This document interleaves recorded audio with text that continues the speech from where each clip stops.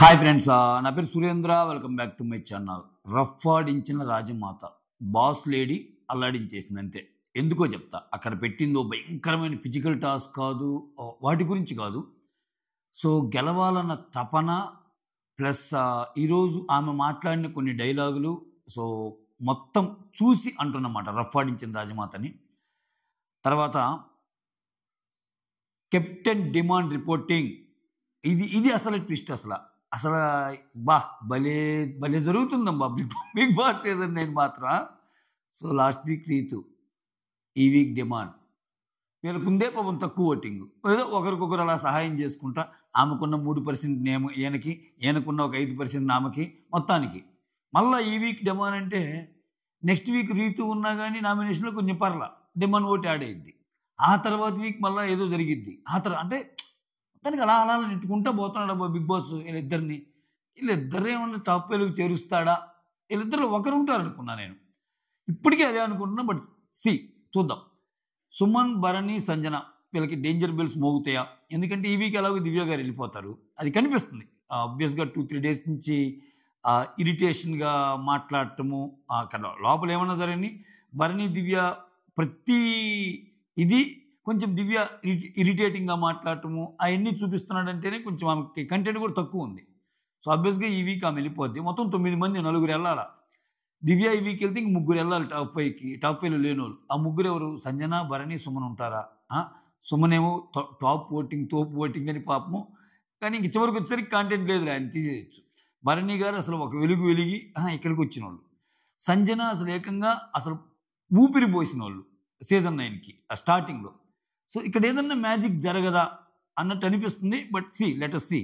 అంటే too early to predict అన్నట్టు అనిపిస్తుంది. ఎందుకంటే ఇక్కడ డిమాండ్కి టికెట్ ఫినాలే ఛాన్స్ కూడా మిస్ అయ్యే ఛాన్స్ ఉంది ఇప్పుడు. అంటే కంటిన్యూస్గా ఇప్పుడు కెప్టెన్ అయ్యాడు కదా, నెక్స్ట్ టికెట్ ఫినాలే టాస్క్ కూడా ఇప్పుడు వేరే వాళ్ళకి వచ్చే ఛాన్స్ ఉంటుంది. ఆ వేరే వాళ్ళు ఎవరు అనేది పాయింట్. అసలు కళ్యాణ్ ఏమైనా టికెట్ ఫినాలే గుట్టి వెళ్తాడా? భరణి వెళ్తాడా? ఆ టాస్కులు అట్టుంటాయి. లేకపోతే తనుజని పంపిస్తారా? ఏదైనా జరగవచ్చు. సో ఇవన్నీ ఓపెన్ ఇవే.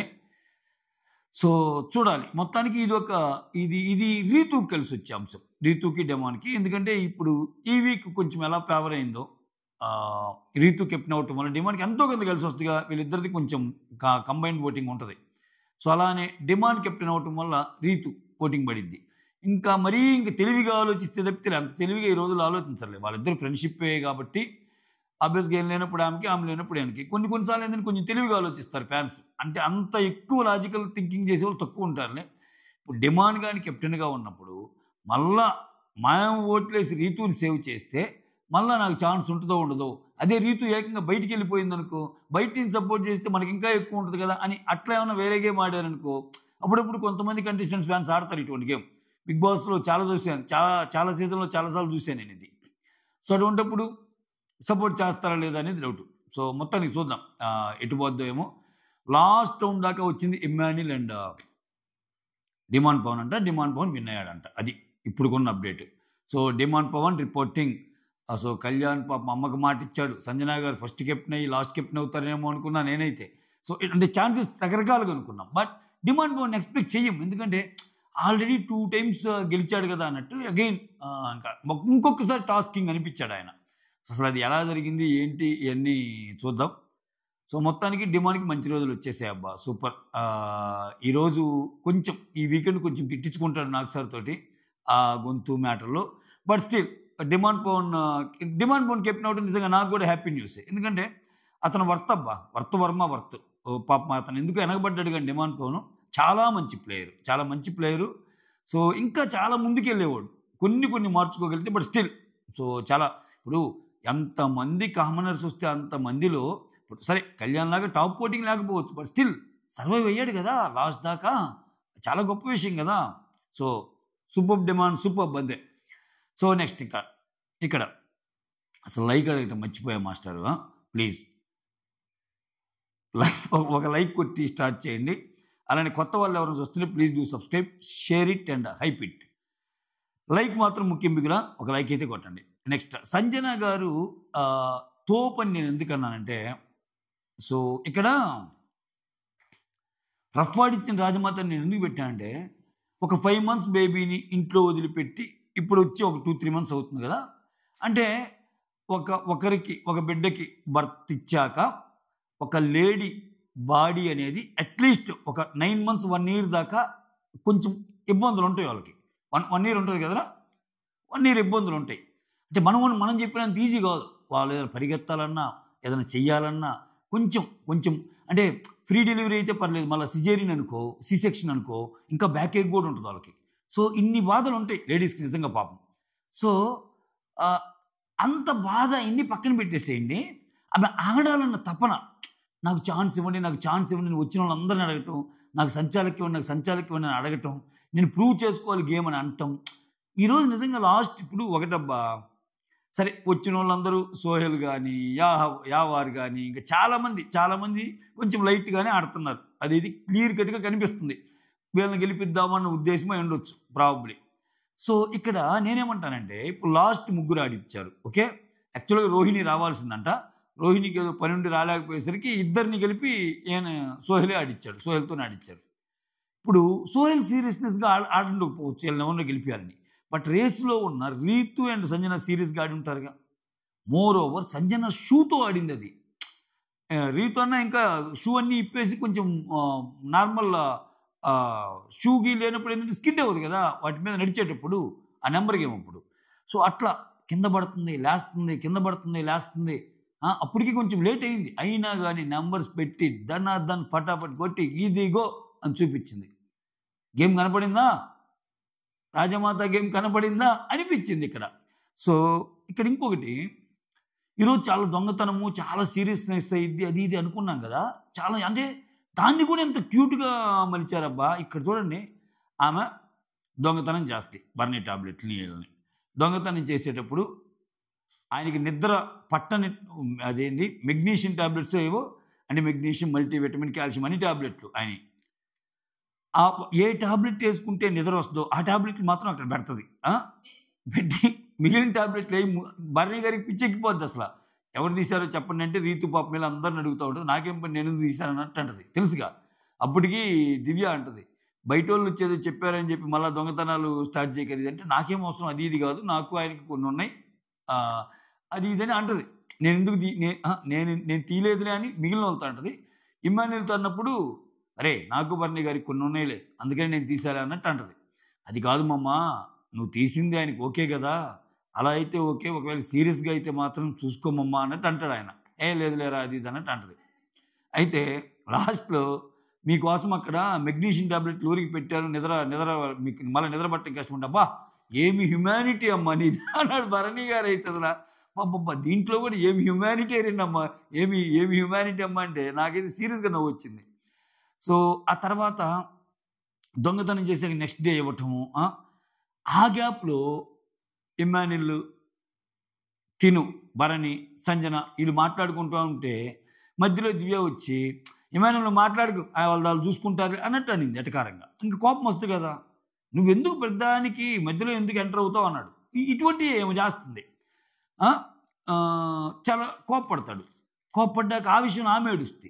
ఆ తర్వాత సంజన ఫీల్ అయింది, నేను ఫన్ కోసం చేశాను భరణి గారు, మీరు బాధపడతారు అనుకుంటే ఇదిగోండి అని చెప్పి అంతా అయిపోయాక తెల్లారి తెచ్చి పెడుతుంది. అవి మొత్తం పెట్టాక భరణి గారు అంటారు, కాదండి నేను అంత సీరియస్ అయినట్టు మీకు ఏమన్నా అనిపించిందా అంటే, లేదు మీరేం సీరియస్ కాలేదు నాకు తెలుసు, కానీ నేను ఒక ఫన్ క్రియేట్ చేద్దాం అనుకున్నాను. వీళ్ళేమో ఇంకా అక్కడ రోజుకి 5 సార్లు గొడవ పడతారు నువ్వు దివ్య, బట్ ఆమెమో అసలు ఇంక సీరియస్గా ఏడుస్తూ ఉండేసరికి ఇదేంద్ర స్వామి ఎటు పోద్దో అన్నట్టు అనిపించింది నాకు అన్నట్టు అంటది. కానీ నేను చెప్పాలనుకున్న పాయింట్ ఏంటంటే, ఆమె ఇల్లంతా బోరింగ్గా ఉండకుండా ఏదో ఒక యాక్ట్ కోసమో ఏమో దొంగతనం చేసింది అనుకుందాం, దాన్ని ఒక పెద్ద తప్పుగా చెప్తున్నారు. అయినా కానీ మళ్ళీ చెప్తుంది ఆమె, నేనే దొంగతనం చేశానంటుంది, నేనే ఇచ్చానంటుంది. ఫస్ట్ నుంచి ఆమె దొంగతనం చేసిన ఒక 4-5 గంటలు ఆ ఫన్ అనేది అయిపోయాక ఆమె వచ్చి ఇచ్చేస్తుంది. మీరు అసలు దొంగతనం క్రైము అన్న మీరు కాఫీ డబ్బాలు కొట్టేయటం, కాఫీ డబ్బాలు కెప్టెన్ రూమ్లో దాచిపెట్టుకోవటం, పాల డబ్బా ఏంది కిచెన్, ఇంకా మీ ఈ దొంగతనాలు కాదండి, ఈ సామాజిక దృక్పథం ఉన్న మంచి విషయాలు ఇవి. వీటి నుంచి మనం చాలా నేర్చుకోవచ్చు. ఆమె చేసే దొంగతనాలు ఆమె అట్లీస్ట్ చెప్పి చేస్తుంది. ఎవరిని చూసినా కానీ నేనే చేస్తున్నారా ఏం కాదు పని కోసం అంటది. వీళ్ళు అని చెప్పి కాఫీ డబ్బా తీసుకుని పోవడం. మళ్ళీ సుమన్కి కూడా సుమన్కి చెప్పడం కిచెన్లో, సుమాన్ నువ్వు మళ్ళీ ఎవరంటే వాళ్ళకి చెప్పమాక, ఇప్పుడు వచ్చి సంజన గారు అడిగారనుకో కాఫీయా, అవునా సోహెల్ కాఫీ డబ్బా ఇవ్వంగానే సోహెల్తో పాటు మిగిలిన వాళ్ళందరం తాగాం కదా అయిపోయింది అనాలి. అంటే తనుజ నువ్వు నాకు కాఫీ ఇస్తే చాలు తనుజ, కాఫీనా అవునా అయిపోయింది కదా నేను కూడా అంటానని ఆయన అంటున్నాడు. ఇది ఇది ఇది ఎక్కడ మోసరా మావా? ఈ మంచి మంచి కట్టుబాట్లు, కాఫీ దొంగతనాలు చేయటం ఇవన్నీ ఇవి ఇక్కడ ఈ ఏమ చేసే మాత్రం ఏం గుడ్లు దొంగతనం చేసినా ఇక్కడ ఇది ఇప్పుడు ఆమెకైనా భరణి గారికి ఆ టాబ్లెట్ లేకపోతే ఇబ్బంది పడతాడనే టాబ్లెట్ ఉరికే పక్కన పెట్టింది. భరణి గారు నిద్రపోవడానికి టాబ్లెట్లు అన్నీ పెట్టింది. ఇప్పుడు ఒకటబ్బా భరణి గారు మరీ అంత సీరియస్గా తీసుకునే పని అయితే నైట్ రచ్చరచ్చ చేసి వదిలిపెడ్డా, ఆయనకున్న కోపానికి రఫ్ఫాడిచ్చి వదిలిపెడ్డా. సో అంతేం కాలేదన్న సంగతి మనకు తెల్లారి వాళ్ళ కన్వర్జేషన్ బట్టి అర్థమవుతుందిగా. అంటే భరణి గారు చాలా కూల్గా తీసుకుంటాడన్న ఉద్దేశంతోనే ఆమె కూడా తీసింది. నువ్వు నా అన్నవని తీసి అన్నది ఇదంటే ఇంకప్పుడు అంటాడు భరణి, నాకు స్ట్రెస్ బస్టర్ సుమన్ అన్న, ఆ తర్వాత కొంచెం నీకు నాకు మెచ్యూరిటీ ఉంది అన్నట్టు చెప్తా. తనూజ గురించి కూడా ఉపాయం చెప్తాడు. ఏం చెప్తాడు? తనూజ భరణి గారితో ఏమంటుందంటే అక్కడ వచ్చిన వాళ్ళు చాలా గ్లామర్గా ఉన్నారు మీరు అది ఇదంటే చాలా హ్యాపీగా ఫీల్ అయ్యాడంటే ఆయన అనింది. ఎవరు? యావారా శోభా శెట్టా భరణి గారిని నువ్వు గడ్డంలో బాగున్నావు అనింది. యావర్ మీ బియర్డ్ బాగుంది అన్నట్టంటే ఏమేమనిందంటే ఇట్స్ కలర్డ్ అందంట. ఎందుకు ఇట్లా మాట్లాడటము మధ్య మధ్యలో అని. ఇక్కడ చూడండి తనూజలో నాకు ఈ పాయింట్ అసలు నచ్చదు. ఎవరినన్నా పొగిడినా ఎవరినన్నా ఏమన్నా అన్నా వెంటనే అంత లేదులే అక్కడ అదేదో అన్నట్టు అక్కడ అంటే ఆ పొగడ్తని ఆ ఉత్సాహాన్ని తగ్గించేసేయాలి, నీరుగారు చేసేయాలి. అదే ఎవరన్నా పొగుడుతుంటే కమాన్ ఇంకా ఇంకొంచెం కమాన్ అన్నట్టు. పొగడ్తలు ఎవరికైనా ఇష్టమే కదా, దాంట్లో బిగ్ బాస్ లాంటి ఇంట్లో ఇంకా అవసరం. ఆయనది హ్యాపీగా ఫీల్ అవుతుంది. ఇట్లా ఉంటారు ఇక్కడ, ఏం చేద్దాం. ఆమెమో మధ్యలో వస్తూ ఉంటుంది దివ్య, ఏమేమో ఇట్లా ఉంటారు. సో ఆయన బాధలు ఆయన చెప్పుకుంటా చివరికి బాగా పనిచేస్తారు. నిజంగా భరణి గారిలో కామెడీ యాంగిల్ ఎక్సలెంట్. మీరు చూడండి రేపు ఆదివారం కానీ శనివారం కానీ భరణి గారి కామెడీ క్లిప్లన్నీ వేసేస్తారు ఎక్సలెంట్గా. సో ఏమన్నా బేల్నియా అసలు భరణి, ఇమ్మాన్యుల్, రీతు వేసిన ఒక డ్యాన్స్ అయితే సేమ్ డ్యాన్స్కి ఎన్ని పాటలు చూశాను నేను. డ్యాన్స్ బిట్ అదే, ఎన్ని మీమ్స్ ఎన్ని సాంగ్స్, అది ఖచ్చితంగా వేసే ఛాన్స్ ఉంటుంది రేపు. మొత్తానికి ఇవి ముఖ్యాంశాలు. ఆ తర్వాత దివ్యాకి భరణికి గొడవ ఇది చెప్పానుగా, వాళ్ళ ముగ్గురు మాట్లాడుకున్నప్పుడు నువ్వెందుకు మధ్యలో వస్తావు అది ఇదని. సో ఇది మ్యాటర్. వీళ్ళ గొడవలు మాత్రం ఫ్రీక్వెంట్గా చూపిస్తున్నాడు ప్రతిరోజు. అంటే ఏదో జరగబోతుంది, ఇంకేం జరగబోతుంది రేపు దివ్య ఎలిమినేట్ అవ్వటం, భరణి గారు బాధపడటం, ఆ దృశ్యకవం మనం చూడటం ఇవన్నీ ఉంటాయి. సో పక్కన పెడితే ఇంక యావారు వచ్చాడు, శోభా శెట్టి వచ్చింది, సోహెల్ వచ్చాడు. యావారు వచ్చి ఇమ్మాన్యుల్ తాడాడు, ఇమ్మాన్యుల్ గెలిచాడు.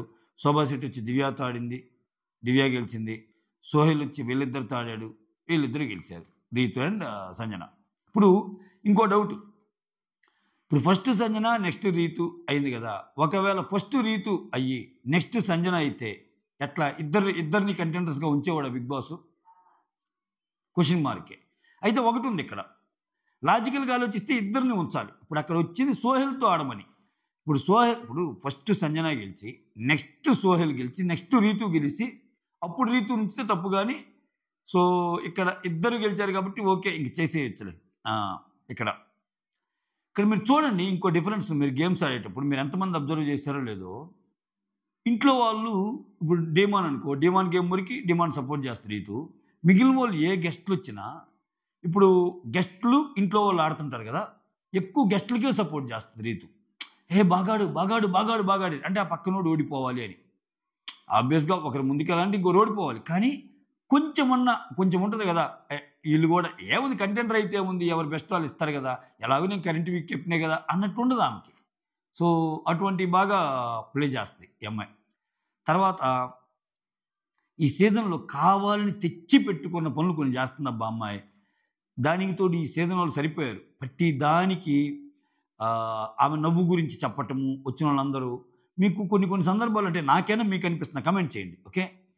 ఆమె నవ్వే ప్రతిసారి అది యాక్చువల్గా ఏదైనా జోక్ కానీ నవ్విచ్చే నవ్వా, ఒక్కోసారి ఊరికి ఏదైనా మాట్లాడితే చాలు గట్టిగానే వేస్తుంది. అంటే ఏంటి నీ నవ్వు బాగా పోయింది అనేసరికి ఇక్కడ అసలు ఆమె రావటమే కొంచెం విష్ణుప్రియ నవ్వు, విష్ణుప్రియ వీకెండ్ చేసే హడావిడి కొంచెం ఇన్హెరిట్ చేసుకొని వచ్చిందేమో. సో కొంచెం ఆ టైప్లో ఆడదామని. ఎందుకో ఊరికే నవ్వుతుంది. అసలు ఇప్పుడు సందర్భం ఉండి నవ్వితే ఒక రకం, ఎవరైనా ఒక మాట మాట్లాడితే చాలు.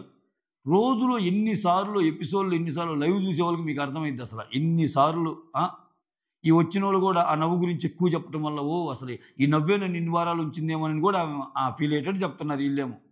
కొంతమంది ఏమో ఏంటట్టు నవ్వుతూ ఉంటున్నారు, కొంతమంది ఏమో ఇట్లా పొగుడుతున్నారు. సరే, ఇది ముగ్గురు వచ్చారు, సందడి చేశారు, వెళ్ళిపోయారు.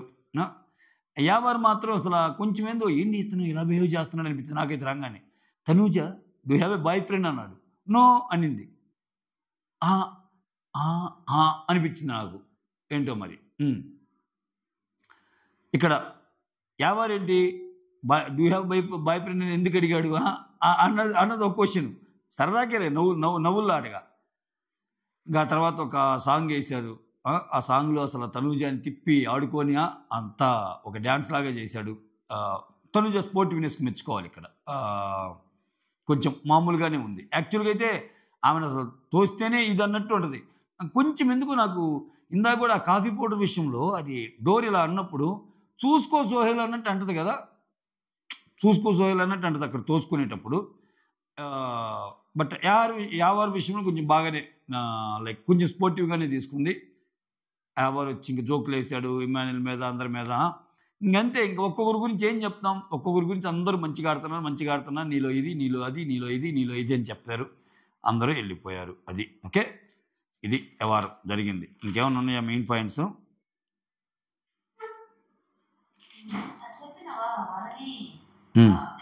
చెప్పా